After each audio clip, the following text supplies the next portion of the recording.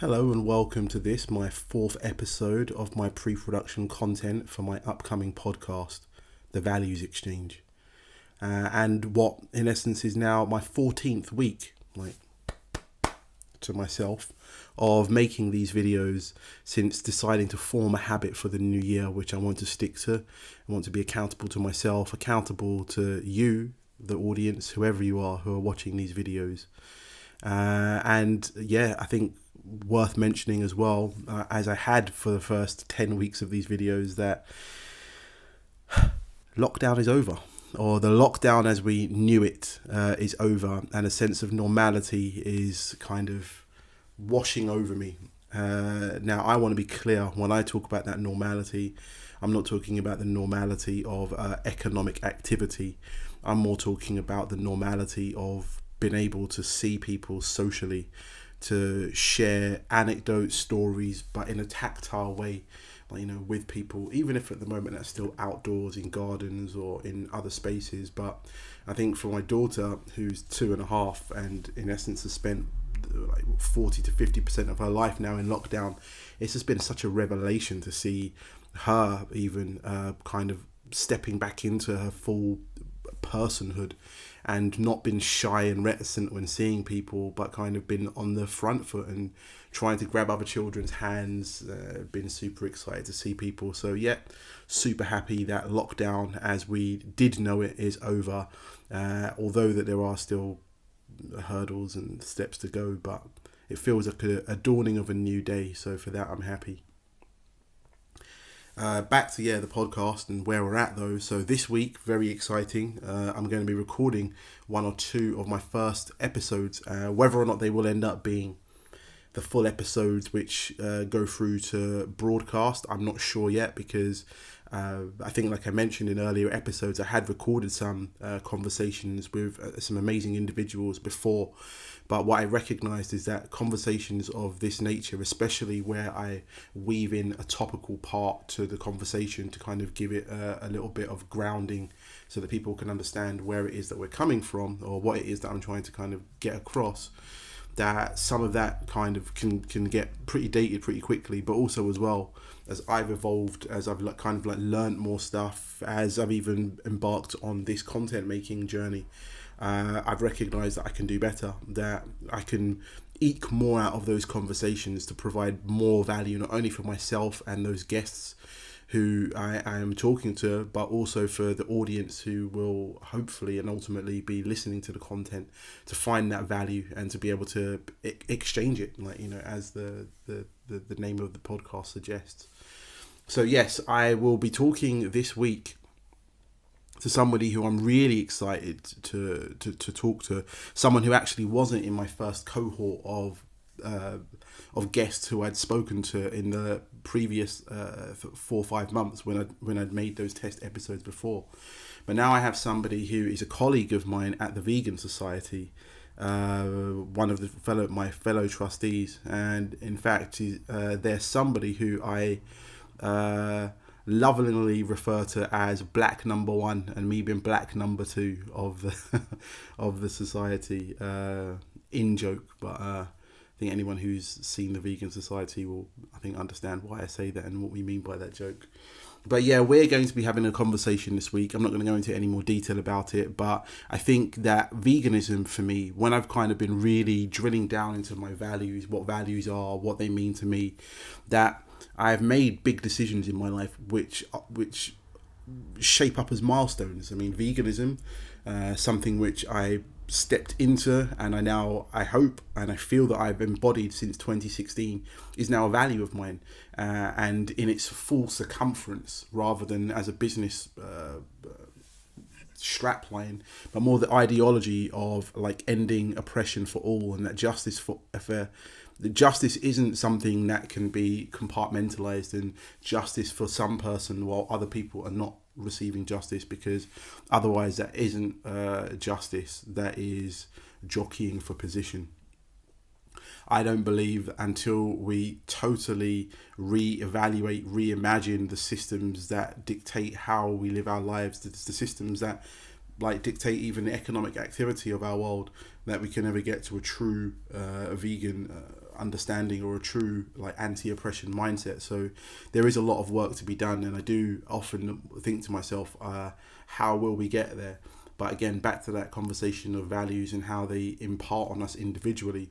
Although I recognize that the world is so far from being a vegan world, I recognize that the part that I can play inside of it, even if certain friends of mine say to me, it's like you're on a hiding to nothing, before your natural lifetime is over, you will not have achieved an end result. But I think that also as well just kind of reminded me when someone was saying that to me this week, that that life isn't about the destination, it's about the journey.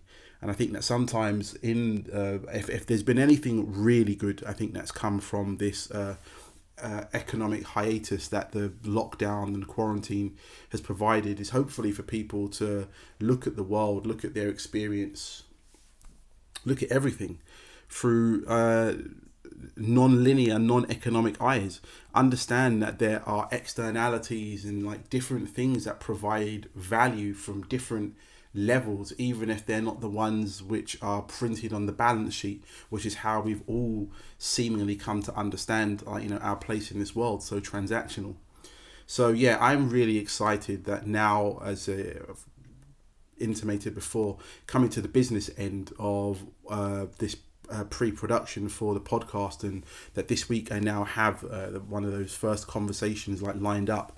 I also have 3 or 4 people who I was very lucky to meet, and again referring back to an earlier episode about how we fashion our own luck through perseverance. But either way, I will still characterize it as lucky to meet some amazing new people when I was part of a Clubhouse conversation about the future of decentralized finance, blockchain, cryptocurrency, and all of that was under the umbrella of how do these new technologies change the narrative around value.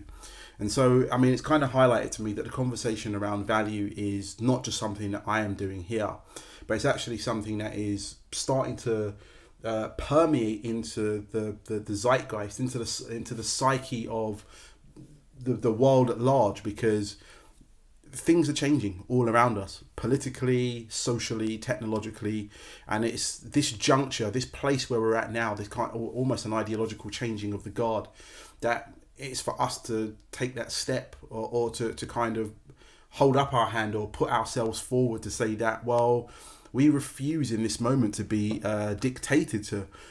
We want to, and that we is a collective we want to be sovereign. We want to play meaningful roles in the decisions that are going to affect our lives, the lives of our children, the lives of those all around us.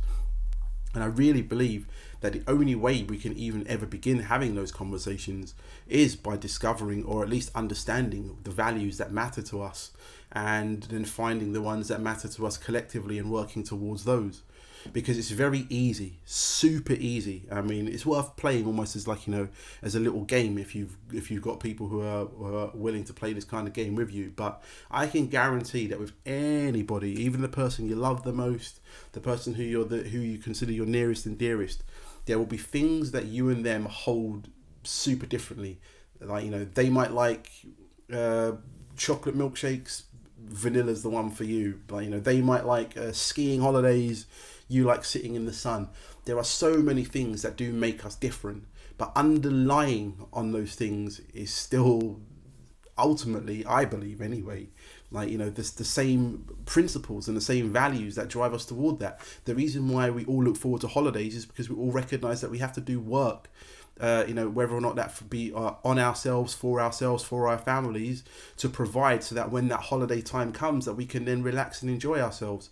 Underpinning all of the decisions that we make is some kind of inspiration, some kind of moment that speaks to us that might not speak to somebody else. But as I said, dial it back, and we'll find that ultimately, even if the fruits and the flowers sometimes look differently, they're all coming from the same seeds and branches.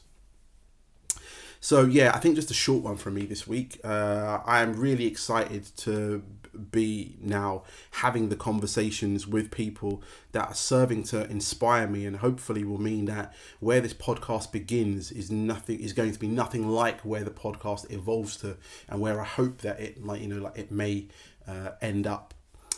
My quote for this week, just want to share with you, is that the teacher learns more than the student.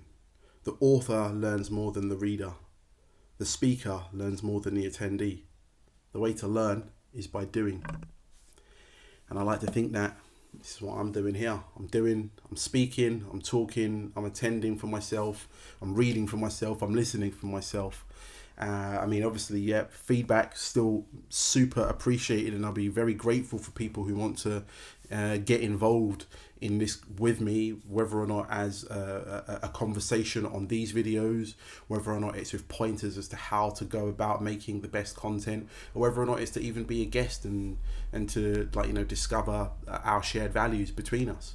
All I know though is that I am very grateful to be on this journey. I have been enjoying the progress that I've made over these 14 weeks in making these videos, and I really look forward to where it's going to go from here. So with the sun out, with lockdown over, and the outside extended for all of us to go and enjoy, I think that will be it from me, from Violet, and I look forward to seeing you on the next one. Ciao.